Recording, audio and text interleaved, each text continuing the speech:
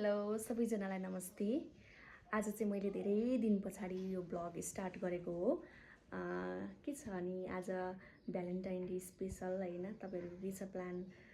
कहाँ हुनुहुन्छ, के गर्दै हुनुहुन्छ, घुम्न जानुभयो कि भएन हैन, कमेन्ट गर्नु ल। अनि आज चाहिँ भ्यालेन्टाइन डे स्पेशल। आज चाहिँ मेरो चाहिँ त्यस्तो केही छैन, किनभने आज मेरो श्रीमानजी हुनुहुन्न हैन, एक्लै छु म। त्यही भएर मेरो स्पेशल केही पनि छैन। तपाईहरुको कस्तो छ? आज चाहिँ म ब्लग गरेर अनि घरमै बसेर अनि एउटा छोटो कार्यक्रम छ उ त्यहाँ गएर मनाउने प्लान गर्दैछु। आजको दिन कस्तो रहन्छ म तपाईहरुलाई सबै अपडेट गराउने छु। तपाईहरुले पनि कमेन्ट गर्नु ल, तपाईको दिन कस्तो रह्यो कमेन्ट गर्नुस् है। अनि यो भिडियो पनि हेर्दै गर्नु होला। म तपाईहरुलाई एकदम अपडेट गरेर आउनेछु आजको मेरो दिन है त।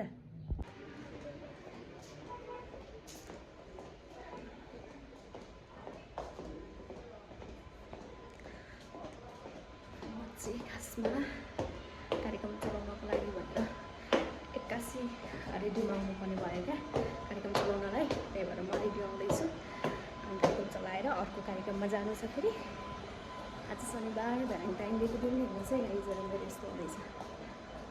ल अब कार्यक्रम चलाउनको लागि म रेडियोमा आइसकेको छु।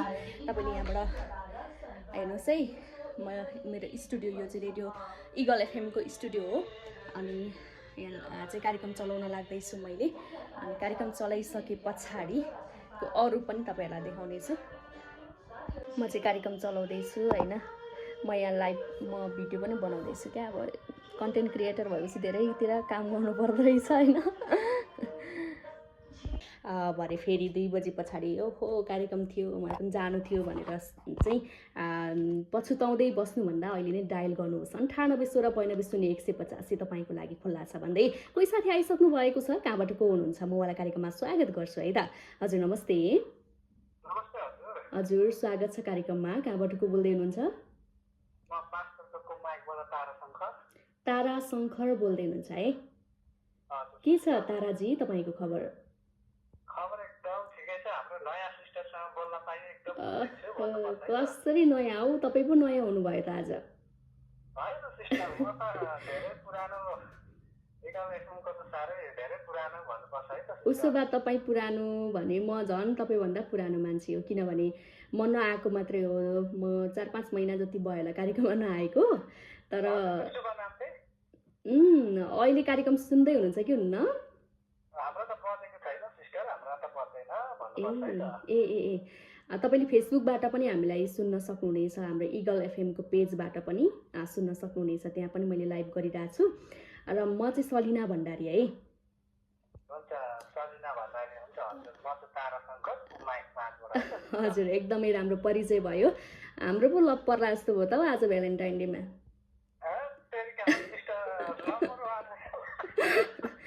है ल ठिक छ, कार्यक्रममा आइसक्नु भएको छ अनि गीत गाउने पालोमा आउनु भएको छ। आज एउटा लभ स्टोरी गीत सुनाइदिनुस् न त हामीलाई। हुन्छ सिस्टर, अब मन निकाले जोराहरू अलिक स्वास्थ्यलाई पनि राम्रो त छैन हैन। हजुर हजुर। ल हुन्छ काउन्ट गर्नुहोस् न। 3 2 1 स्टार्ट। चल्यो तिम्रो मिठो माया चर्चा भयो यो मनमा बेग्लै सहन्छ। यो माया आउँदो रहेछ मेरो लिस्टमा यहाँको जान्न परे म कहाँबाट भेट्छु छक्कै परे म छक्कै परे म चल्यो तिम्रो मेरो चर्चा। ओहो यति मिठो गीत सुनाउनु भयो, तपाईलाई धेरै धेरै धन्यवाद दिन चाहन्छु। र अब मैले कार्यक्रम चलाइसकेँ। अब भने म अर्को कार्यक्रममा जानुपर्ने छ। त्यही भएर अब म अर्को कार्यक्रममा जान्छु अनि तपाईहरुलाई त्यसको पनि क्लिप्स देखाउँछु है। मेरो स्टुडियो हेर्नुस् त, इगल एफएम को स्टुडियो। फिल्म बजाएर हेर्नुहोस् है। यस्तै छ, आज शनिबार पनि चहल पहल छ कार्यक्रमले गर्दाखेरि। फोटो प्रदर्शनी कार्यक्रम छ पाँचथर फिल्ममा। यो चाहिँ यहाँनिर कार्यक्रम हुँदैछ। यो चाहिँ फोटो पत्रकारिताको कार्यक्रम हो। यहाँ चाहिँ आज गायिका प्रीतिका बेघा पनि आउने दिन हो। 1 बजेदेखि स्टार्ट हुन्छ भनेको कार्यक्रम। म चाहिँ कार्यक्रम रेडियोमा चलाउने पर्ने भएर हेलो इगल कार्यक्रम 1 बजीदेखि 2 बजीसम्म आउने भएर म 2 बजी मात्रै यहाँ जाँदैछु कार्यक्रममा। र यहाँ चाहिँ ठुलो कार्यक्रम लाग्दैछ क्या, प्रीतिका बेगा आउने दिन हो, त्यही भएर। चिया हेर्नुहोस् है, हामी चिया खान्छौँ। यतिखेर हाम्रो कार्यक्रम स्थलमा आजको कार्यक्रमको मुख्य आकर्षक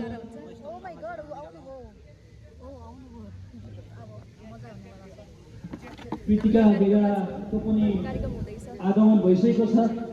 म उहाँलाई पनि आसन ग्रहण गरिदिनको लागि हार्दिक अनुरोध गर्दछु। यहाँले अगाडि देखिरहनु भएको छ, हाम्रो अगाडि पन्जा लडाइँ पनि भइरहेको छ। पन्जा लडाइँमा गएर सोल्टी पनि आइपुग्नु भएछ त।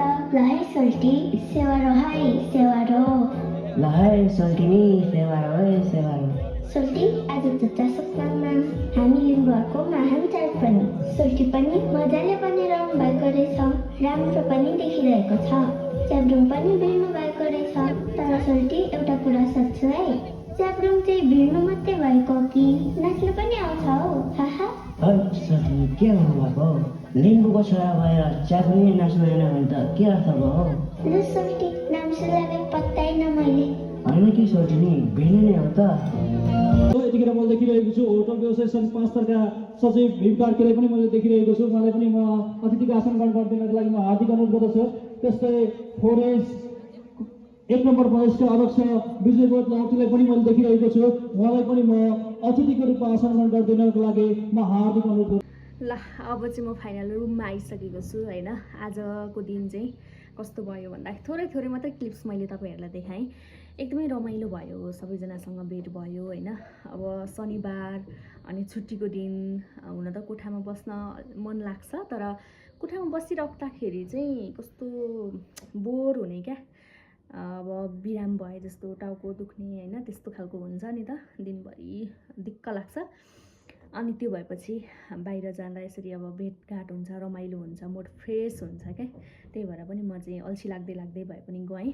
अनि कार्यक्रम अब तपाईँहरूलाई देखाइहालेँ मैले, कार्यक्रम चलाएँ रेडियोमा गएर।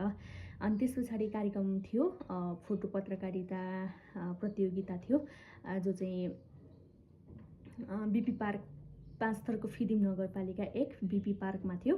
त्यहाँ चाहिँ धेरैजना त्यहाँ अतिथिहरू आउनुभएको थियो अनि फोटो प्रदर्शन कार्यक्रम रहेको थियो। अनि त्यहाँ गएर एकदम रमाइलो भयो। अनि प्रीतिका बेगा जो गायिका हुनुहुन्छ, उहाँ चाहिँ भोइस अफ नेपाल मा चाहिँ उहाँ फाइनलिस्ट पनि हुनुहुन्छ। उहाँसँग भेट भयो र उहाँले गीत गाउनुभयो अनि रमाइलो भयो। सबैजना चाहिँ एकदमै रमाइलो भयो। अनि त्यस पछाडि चिया खायौँ मऱ्यौँ अनि छुट्यौँ हामी। अनि त्यो चाहिँ क्लिप्स खिच्न बिर्सेछु क्या मैले। त्यो सबैजना भेट भएको त्यो क्लिप्स चिया खाँदा छुट्टाएको भिडियो बनाउँछु भन्दै थिएँ, बिर्सेछु। अनि यहाँहरूमा आएर चाहिँ अब यो भिडियो इन्डिङ गर्न लागेको। आजको भ्यालेन्टाइन डे चाहिँ मेरो यसरी नै बित्यो। तपाईँहरूको कस्तो रह्यो? तपाईँहरूको पनि एकदमै रमाइलो रह्यो होला, आई होप है। र कमेन्ट गर्नुहोला कस्तो रह्यो है। एकदमै राम्रो भयो। र तपाईँ यो मेरो च्यानलमा नयाँ हुनुहुन्छ भने सब्सक्राइब गरिदिनु होला, लाइक गरिदिनु होला, कमेन्ट गरिदिनु होला है त सबैजनाले। Okay, by. अनि सबैजनालाई प्रेम दिवसको धेरै शुभकामना।